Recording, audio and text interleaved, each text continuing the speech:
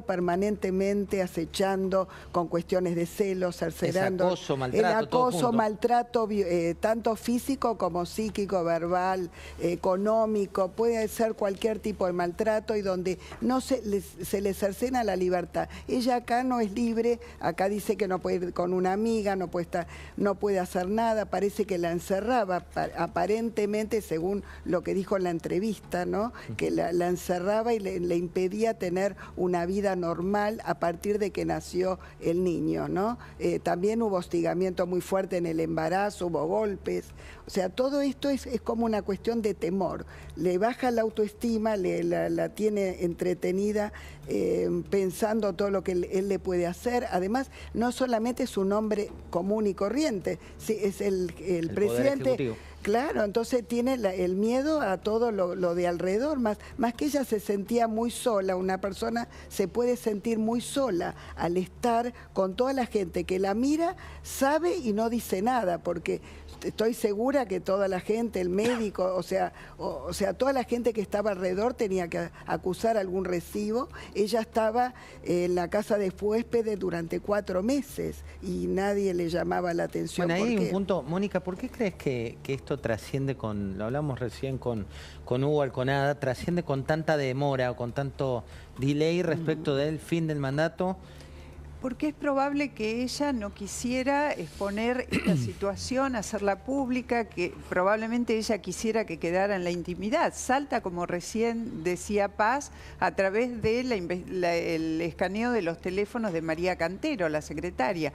Ahí aparece la imagen y hasta donde uno sabe, sobre fines de junio, es que Ercolini la pone en antecedentes de que este material está ahí, le pregunta si quiere hacer la denuncia y ella en principio dice que no. Sí, que no quiere cambió. exponerse. ¿Por qué cambia después? Yo pienso que una vez que esto toma estado público o que ella sabe que va a tomar estado público, también tiene que defenderse de una eventual revictimización. Cuando hablo de revictimización no me refiero solo a la publicación de la foto, sino que se empieza a decir que esto pasaba, porque no voy a repetir ahora todas las cosas que se dicen de ella, porque ella estaba sumergida en un proceso de adicciones, o porque esto, porque lo otro, porque la extorsión, o porque todo lo demás. Eso aborta cuando ella presenta la denuncia. Además, en el interín que va, desde que Ercolini la llama y le da la opción de... Le pregunta qué va a hacer con esto y que ella presenta la denuncia la semana pasada o expresa su decisión de la denuncia. ¿Qué pasa en el medio en la relación entre esos dos? Según dijo Fabiola, empieza a acelerarse el amedrentamiento. Si presentás la denuncia y si no me cubrís, me suicido. Esto es lo que se ha dicho hasta ahora. Es todo, la verdad que también los términos y todo lo que tiene esta causa, ¿no? Que muchos de la causa, porque surge, como bien decías, de distintas ramas que se van abriendo, son todas horribles, ¿no? Porque estamos hablando de cuestiones de decisiones de vida, de golpes, de violencia, de maltrato, de una agenda realmente terrible en términos de poder. Y esto desde la política, Facundo, digo, cuando ves un líder, entre comillas, político, que está embarrado con todo esto y que es protagonista de esto, al menos, como bien dice Paz, hay que esperar a la justicia, hay que esperar el debido proceso, pero hoy, en términos reputacionales... Bueno, a ver, primero no es un líder común y corriente. ¿En qué sentido? Si vos pensás en los últimos presidentes argentinos, cuando salieron del poder, quedaba una expectativa alrededor de ellos, núcleos duros de votantes que seguían siguiéndolos y sosteniéndolos. Pienso en los dos casos más cercanos, Mauricio Macri y Cristina Kirchner. Es decir, mantienen su vigencia en la sociedad. En el caso de Alberto, ya en términos de su figura pública, su imagen estaba muy deshilachada sobre el final de su gestión, con una cuasi intervención que terminó hasta en la prohibición de que él se pudiera presentar a la reelección, cosa que no hay desde que hay reelección en Argentina. Es decir, un presidente que termina su mandato generalmente se presenta a su reelección a tratar... Es decir, ya su imagen estaba muy deshilachada. A mí esto me da la intuición para Alberto Fernández. Después podemos discutir qué impacto tiene sobre el peronismo. Pero para Alberto Fernández me da la sensación que es como una especie de golpe de gracia en términos reputacionales y que es difícil pensar en un reingreso, en la política ni hablar, pero incluso en como quizás han quedado otros presidentes, que por ahí su gobierno no fue tan exitoso en términos económicos, pero quedaron como referentes, quedaron como personalidades políticas con mucha fuerza. No sé, estoy pensando en el caso de Alfonsín. Bueno, me parece que Alberto no cumple con...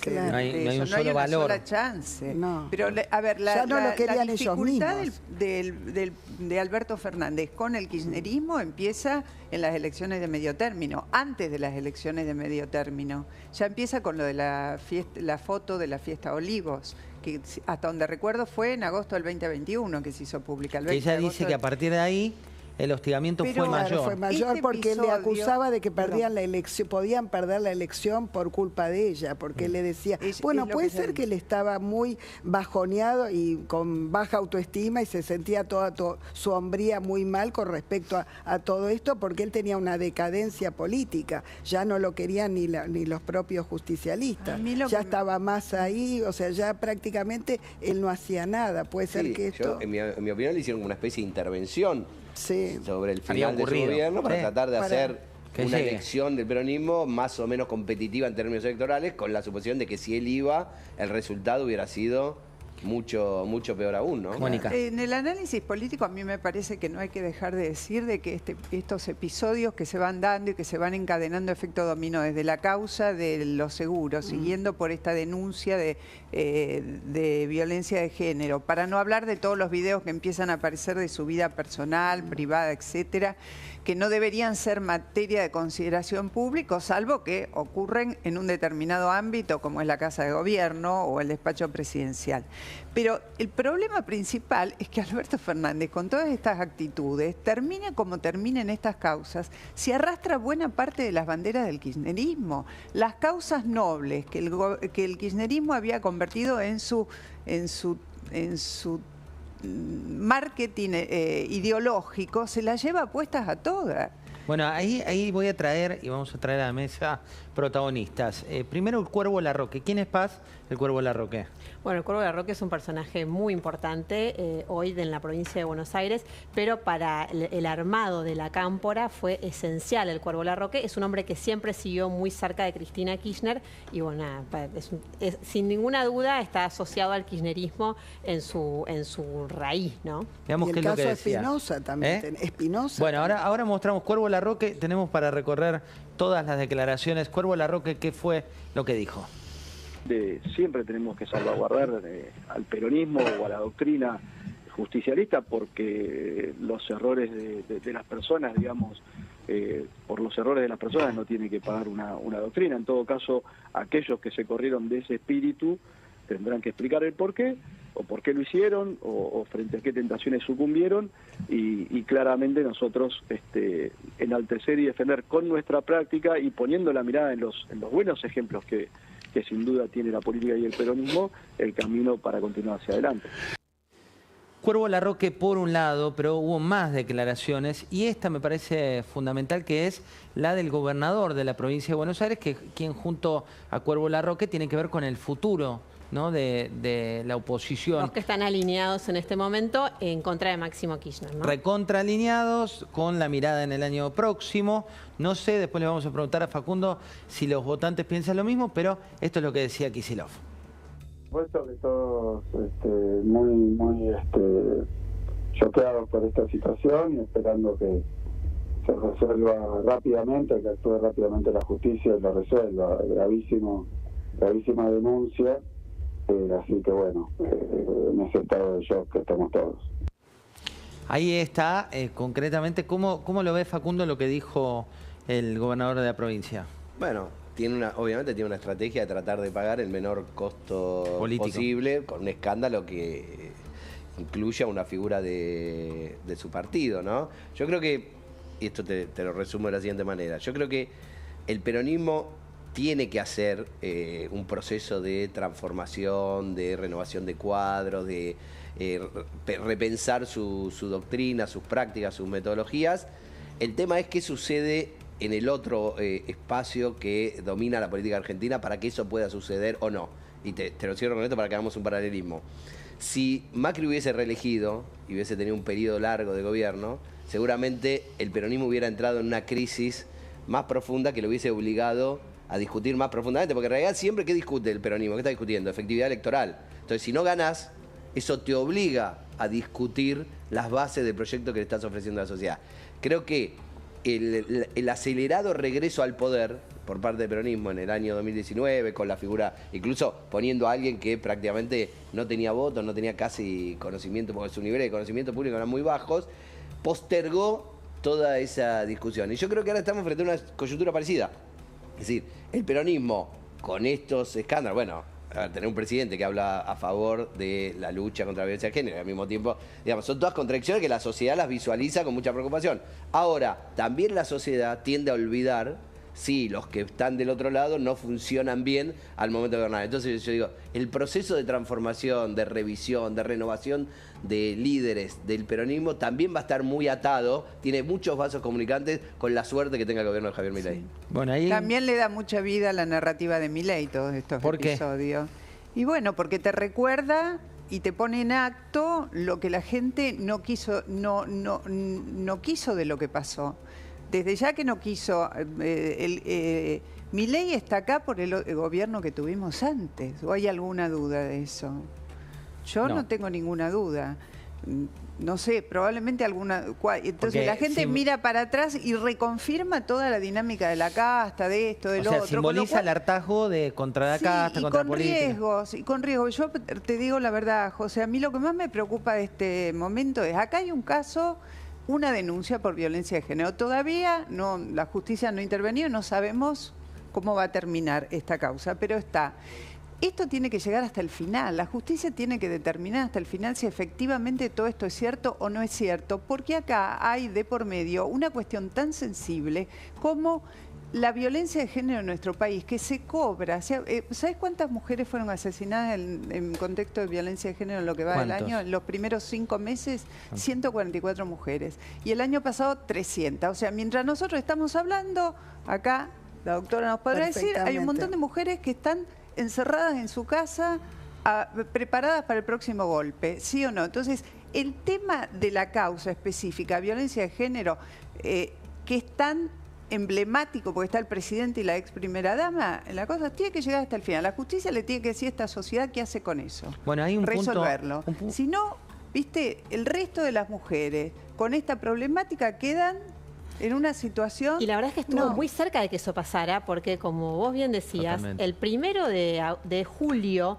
el juez Ercolini archivó la causa. Esta causa estaba archivada, con lo cual nunca nos hubiéramos enterado qué pasaba. Y recuerden ustedes que cuando sale en la tapa del domingo de Clarín la noticia de que existía esta denuncia hecha, estos chats que aludían a esta cuestión, el hombre que en ese momento ejercía una suerte de representación informal de Fabiola Yáñez, que era Fioribello, el abogado, decía que él se había comunicado con Fabiola Yáñez y él había sido efectivamente el intermediario con la justicia, o sea, existía una relación real, él era el abogado en otras causas, y decía, después de conocida esta noticia, que ella le había dicho que la violencia no había existido. Y de hecho, los primeros días parecía como que la causa no se iba a reabrir. A pesar de esto, es lo que contaba Mónica, ¿no? Estuvo muy cerca esta causa de haber quedado en la nada. Con lo importante que es, digo, sea como sea, que él tenga todas las posibilidades de defenderse y que se sepa en concreto, además, de qué estamos hablando. Bueno, veamos... No, pero ahora ya se inició y ahora yo creo ahora que... ya no tiene vuelta atrás, además, porque requería el impulso de ella. Pero una vez que ella le impulsó, ya no hay vuelta atrás. Hay que aclarar que estamos frente a un hecho de un delito de instancia privada.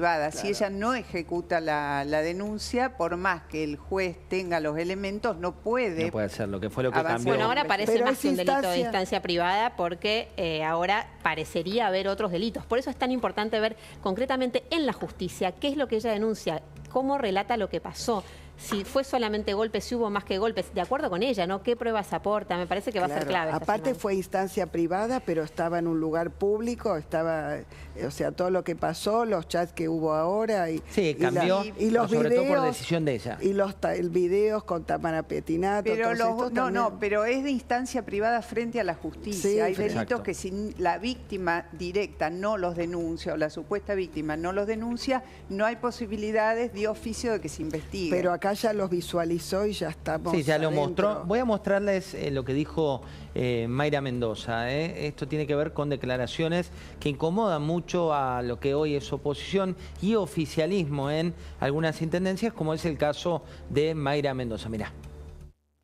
Ante las violencias que ejerció Alberto Fernández, no solamente la física contra su compañera de vida, sino las violencias contra todo el pueblo argentino y particularmente contra quien confió en él y le dio la posibilidad de honrarlo siendo presidenta de la Nación. Cristina confió y él la defraudó, a ella y a todos nosotros. Que Cristina no lo dejaba gobernar, culpándola a ella, llegaba a la casa enojado y le pegaba a Fabiola. Por favor. Es típico de un violento. Lamentablemente fue presidente de este país. A ver, el tiempo para decirlo y para verlo es como bastante particular. Beatriz, antes de despedirte, vos tenés tu libro que se llama justamente Parejas Tóxicas y queríamos preguntarte cómo mucha gente, y recién hacía muy bien Mónica en cuantificar lo que le pasa a muchísimas mujeres a lo largo y ancho de nuestro país, que están en un circuito tóxico. Claro, es un ¿Cómo se sale de ese circuito? ¿Qué hay que hacer? En muchos casos se puede salir, depende de la cantidad y la magnitud, digamos, donde pone la potencia el violento. Puede ser una leve violencia psíquica a una violencia muy fuerte, agresiva, física. O sea, depende el grado, puede ser un psicópata también, donde puede llegar, tuvimos casos, millones de casos donde terminan en femicidio, pero esta es una pareja tóxica, evidentemente, de cualquier manera, por el tipo de vínculo que tenían. Tenemos muchos elementos que vimos acá y bueno, él era un poco violento también. ¿Se acuerdan de la escena del bar, del restaurante con un jubilado? Hubo muchas escenas que podemos ver que no es raro que pueda tener actitudes violentas. Pero Beatriz, además del 144 que sale allí... No hay que dejar de hacer la denuncia, porque muchas veces hay un circuito donde hay una cierta luna de miel en estas parejas y donde uno a veces retira la denuncia o justamente por hostigamiento, por temor, te dan el temor de lo que le pueden hacer a tu hijo, lo que te puede pasar a vos, ni que hablar alguien del poder donde tiene a todas las fuerzas armadas, a toda la artillería como para defenderse. Estas mujeres muchas veces tienen miedo que van a ser solas. Generalmente el hombre violento las aísla de todos, o sea, se queda muy sola. Ella manifestó en el reportaje que escuché que ella se sentía muy sola porque, bueno, realmente más allá de si es verdad o no, pero son las características donde cuando te sentís sin energía, sin gente alrededor, sin esa red de atención, de contención, entonces te cuesta hacer la denuncia, sobre todo donde hay amenazas, bueno, por ahí que en el gobierno puede terminarse, que no conviene, que no es el momento, que puede... Sí, que era el tiempo político. Muchas gracias.